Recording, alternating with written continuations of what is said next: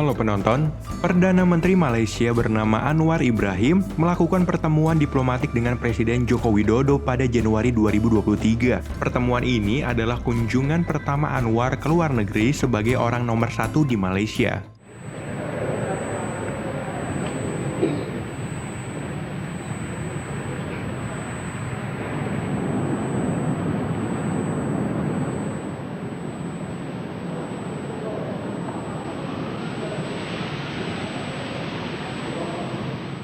Jika melihat pada kunjungan 4 Perdana Menteri Malaysia sebelumnya, Indonesia selalu menjadi negara pertama yang dikunjungi para pemimpin itu tak lama usai dilantik, dengan alasan kedekatan emosional antar dua negara. Bisa dikatakan, Indonesia adalah saudara tua Malaysia.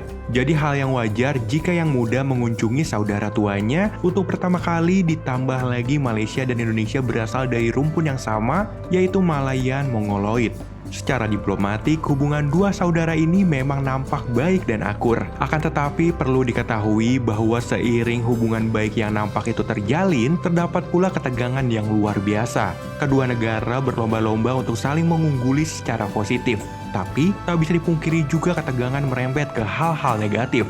Untuk orang Indonesia sendiri, tentu Malaysia dianggap sangat menyebalkan yang didasari banyak hal, seperti misal tukang provokasi, tukang klaim kebudayaan Indonesia, dan sebagainya. Untuk konten kali ini, Mimin akan membahas alasan mengapa banyak orang Indonesia yang tidak suka dengan Malaysia.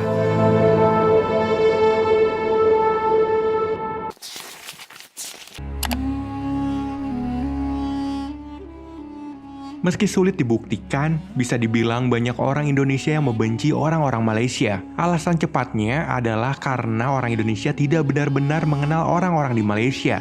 Mungkin mereka hanya mengenal perilaku orang-orang Malaysia dari dunia maya semata. Itu pun hanya permukaannya saja, dan itu pun hanya sebagiannya saja. Sangat mungkin tidak semua orang-orang Malaysia semenyebalkan itu. Pelabelan bahwa orang Malaysia sangat-sangat menyebalkan, setidaknya bagi orang Indonesia karena didasari tidak saling mengenal satu sama lain. Pertengkaran sangat mungkin terjadi bahkan bagi orang-orang yang sudah saling mengenal. Maka, bagaimana ceritanya ya jika orang-orang itu tidak saling mengenal? Ketika para individu tidak saling mengenal, maka biasanya prasangka akan terbentuk sebagai antisipasi ataupun pelindung diri. Jadi mungkin saja orang-orang Indonesia membenci orang Malaysia karena prasangka semata.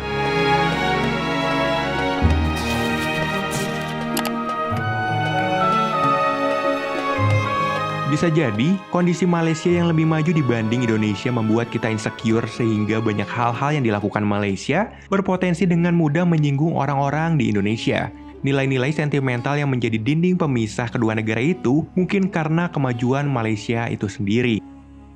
Kemajuan dalam hal ini tidak melulu teknologi. Dalam hal pendidikan pun, Malaysia mampu mengungguli kakak tuanya, Indonesia. Cendekiawan Muslim dari Malaysia bernama Prof. Muhammad Nur Wandaud mengatakan, kunci kemajuan pendidikan terletak pada tangan pemimpinnya. Saat pemimpin Malaysia berganti dari era militer ke pemimpin yang peduli pendidikan, saat itulah dunia pendidikannya mulai bangkit. Jika yang berkuasa dari kalangan militer, maka fokus pengembangan dan aliran dananya untuk memajukan dunia militer. Jika pemimpin peduli terhadap pendidikan, maka alokasi dana untuk pendidikannya juga sangat besar. Hasilnya, negara mampu membiayai rakyat untuk menempuh pendidikan secara maksimal. Mirisnya, Malaysia pernah belajar dari Indonesia untuk memajukan pendidikan negaranya. Namun, saat ini justru Indonesia yang ketinggalan untuk masalah pendidikan dari adiknya itu. Hal ini mungkin bisa menjadi alasan begitu mudahnya orang-orang Indonesia tersulut emosi karena insecure terhadap kemajuan Malaysia.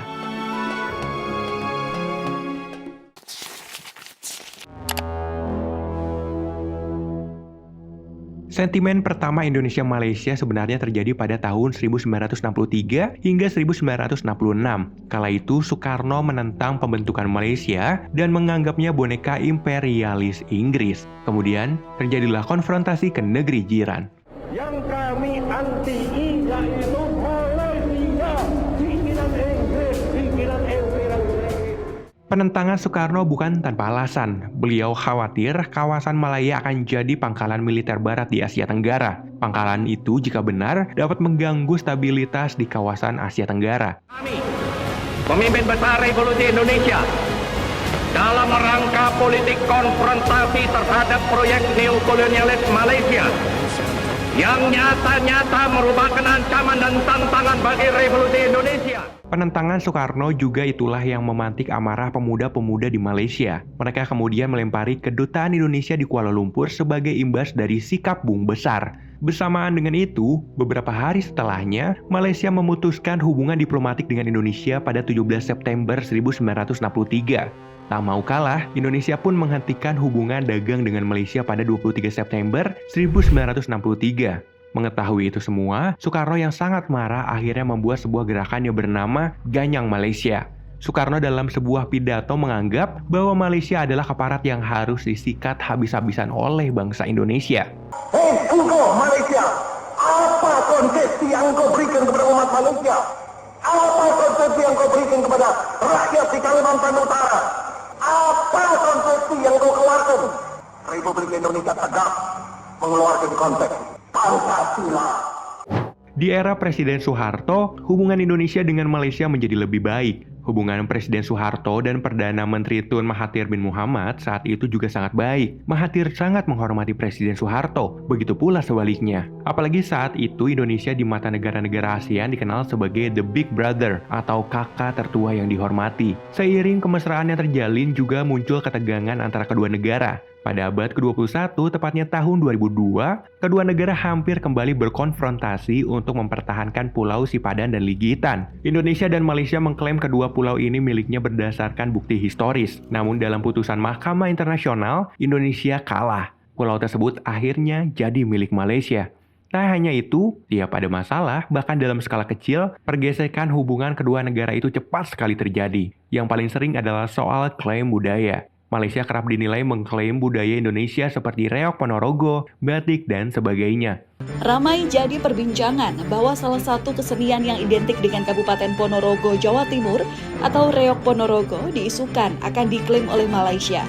Mantan Rektor Universitas Muhammadiyah Malang ini pun mendorong agar pemerintah Kabupaten Ponorogo secepatnya mengusulkan reok ke UNESCO dan mempersiapkan data yang diperlukan.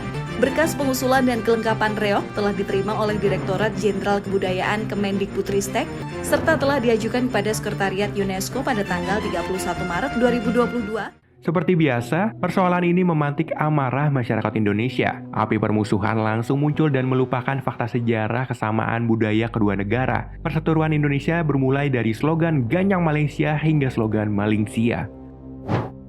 Sentimen anti-Malaysia pun makin besar karena penyiksaan tenaga kerja asal Indonesia oleh majikan-majikan di Malaysia. Satu lagi tenaga kerja Indonesia meninggal di perantauan. Adelina Lisa, pembantu rumah tangga asal Kupang, Nusa Tenggara Timur meninggal yang diduga karena dianiaya oleh majikannya. Berdasarkan data 2021, telah ada 1.702 pengaduan terkait penempatan pekerja migran Indonesia yang masuk ke Krisis Center Badan Nasional Penempatan dan Perlindungan Tenaga Kerja Indonesia. Sekitar 23,7% berasal dari pekerja migran Indonesia di Malaysia. Laporannya terkait dengan persoalan upah tak dibayar, pemalsuan dokumen, perdagangan orang, ingin dipulangkan, pelecehan seksual, hingga tindak kekerasan dari majikan. Sebenarnya hari ini, pemerintah Indonesia dan Malaysia menjalin hubungan yang tergolong sehat, tapi warganya justru yang sering bertengkar. Pada ajang kualifikasi Piala Dunia 2019, istilah Ganyang Malaysia kembali muncul. Di Stadion Nasional Bukit Jalil, Kuala Lumpur, supporter Timnas RI diduga dikeroyok oleh supporter Timnas Malaysia. Belum lagi ketika bendera Indonesia terpasang terbalik pada saat acara SEA Games Malaysia 2017. Apa-apa yang dilakukan beberapa orang Malaysia tersebut terhadap Indonesia jelas melukai dan menyulut amarah. Jadi tak heran sentimennya juga semakin hari semakin meningkat.